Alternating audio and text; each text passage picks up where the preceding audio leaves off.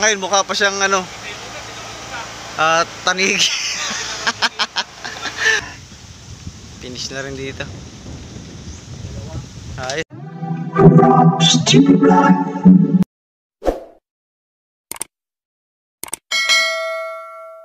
Yo, what's up guys? So, yan, namamangka na naman kami ngayon. Yan. Ito ang day 3 natin dito sa Sulog Zambales.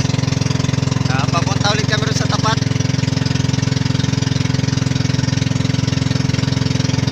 Kaya lang, may dadaanan tayong barko.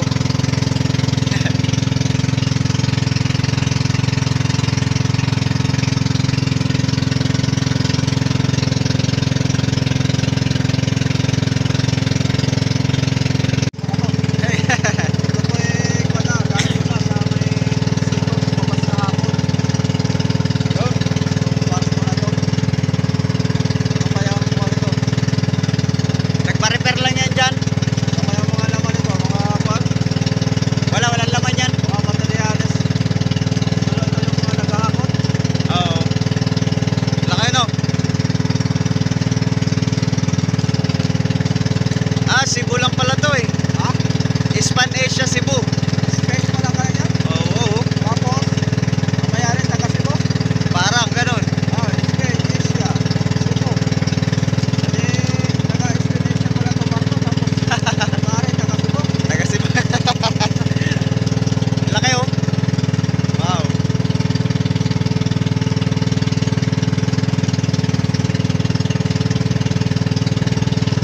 Laki.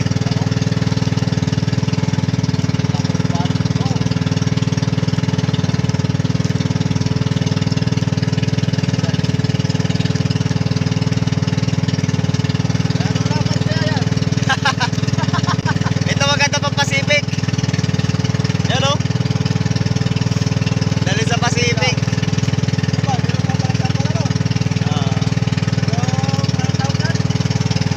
Laki ano? May series.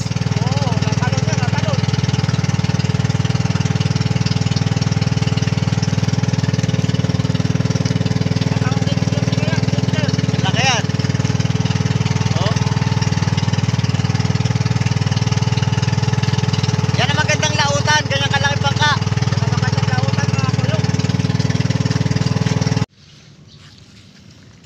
Yan, dito na ulit tayo.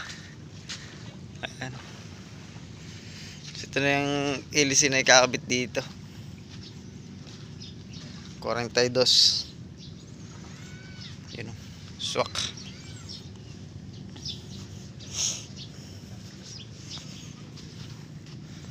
Yan, so syempre ito yung ating day 3. Paglilitra. So ang kulang ay isda sa kabila. Ano kaya boy, makopya mo yan sa kabila? Okay yan. Minsan kasi mas maganda pa yung last na magawa eh. Kung ano yung last na gawa, mas maganda pa no? So nga pala, sa kabila rin nalagyan din ito. Wala pa. Tsaka yung mga service. Meron pa tayong service, walo. Ano? Makagagawa na tayo mamaya ito siguro, mga bandang hapon na. Oo. At makagawa tayo ng dalawa. Sa paglilitra, mga ilang araw pa tayo dito. 2 araw pa. Hanggang Huwebes pa, no? Tagarin na natin. Hanggang Biyernes pa. Marami pa tayong mga kuhan. Babalik-balikan dito. Talagang isang linggo tayo dito, wala? Oo, maganda talaga yung bakasyon natin. Si Chong! Ayun, ang buhay na naman. Kape ulit tayo. Oo. Kagawa na tayo. Oo. Ayun, Ayan guys, so sa day 3 namin ni Kasuyo, so start na ulit. Yan, ito na mga pintura natin. Ginagawa na yung kabilang tuna. Yan, kasi dito yari na itong tuna natin. So sa kabilang side naman tayo.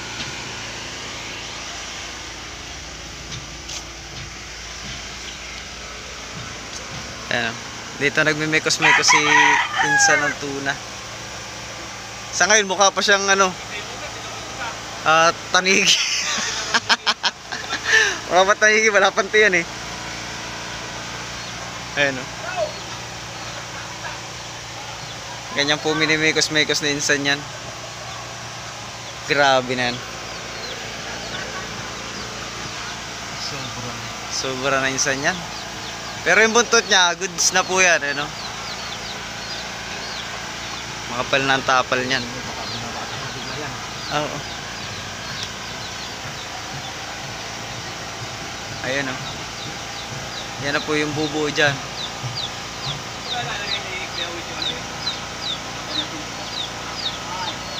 Oo, galing minsan ah. Kompleto na yung buntot ah. Ayun o.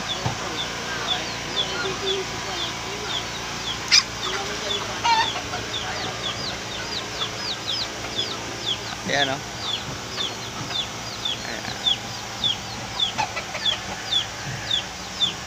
So mamaya pakita namin yung ano sa inyo.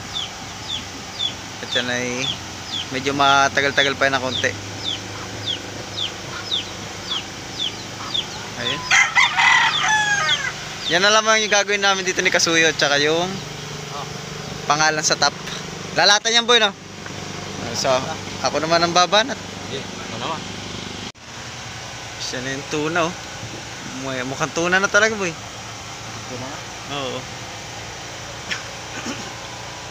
Kaya marami pang kulang. Okay, tsura-tsura na rin. Alas kaya tsura na ng isa. Kaya lang marami pa pang kulang to. May make-upan pa yan.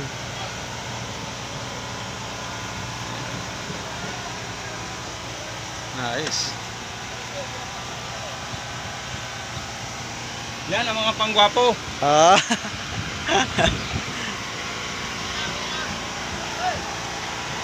Ayan o. Kaya lang may nakaharang na kahoy. Ayan. So ano pa, may make-upan pa yan. Para maging kamukha ng isa.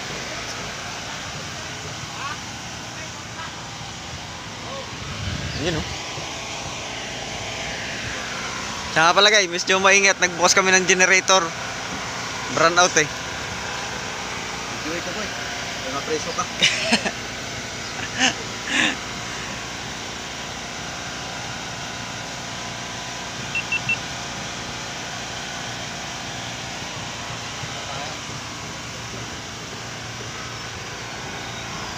Ano ba yung make-up? Ayun. Pampabuhay.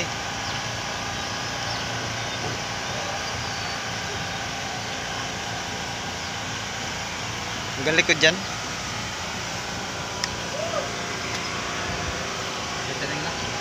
Hindi pa.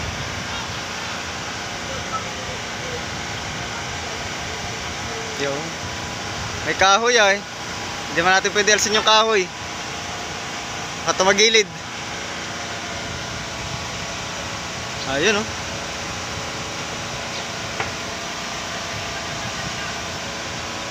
May batik-batik ah.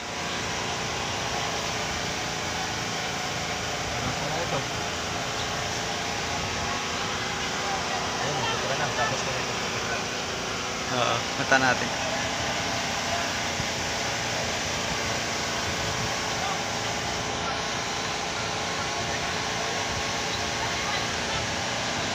Ayun oh. Yung dalawang isda. Ito na make upan pa ulit ito, nadagdagan pa. Ayan. Devlog. Yan oh. Finish na rin dito. Ayos. Ayan, dali na po yung dalawang isda. Dalawang big tuna, yari na. So, ang last part na lang po nilalagay na ililitra ni Kasuyo dun sa top, sa pinakang ibabaw po nung pilot house. Ilalagay doon yung ito rin, FPC AGGM. Tapos yung mga serial number na inilagay natin dun sa left and right side ng hulihan. Yan, ilalagay po lahat yun doon, yung registered. Yan, tara doon, magli-layout. Yan, so tapos na yung letra natin lahat sa ibaba. Sa kabilang side, left and right, tapos na lahat. Yan, nai-letra na rin yung dalawang isda, yung big tuna. So yung last part po na ating pagliletra, dito tayo sa top view. Yan, ipinaibabaw po ng pilot house. Yan, dito tayo sa ibabaw. Yan, ganyan po kataas yun. Lakas sa akin. Yan. So, dito sa top view, ang ilalagay po natin dito, kung ano yung lahat ng inilagay natin sa gilid. Yung pangalan, tsaka yung DUD number, at tsaka yung official number. Yun. Ang dahilan po nung kaya pinalalagay dito sa ibabaw, para pag nasa laut po sila, may makikita nung lumilipad na helicopter kung ano yung pangalan ng bangka at tsaka rehistro. Para madaling makilala yung bangka. Kasi alam nyo naman po dito, ang nilalautan dito ay sa Scarborough at tsaka dyan sa Philippine Rise. So kaya pagka lipad ng government, makikilala yung bangka. Makikita ng Chinese Coast Guard. Not good. Makikita ng Chinese Coast Guard. Ayan, hindi, para naman syempre maproteksyonan sila ng ating mga Philippine Coast Guard pagka sila ay nandiyan sa laot ng Philippine Rise.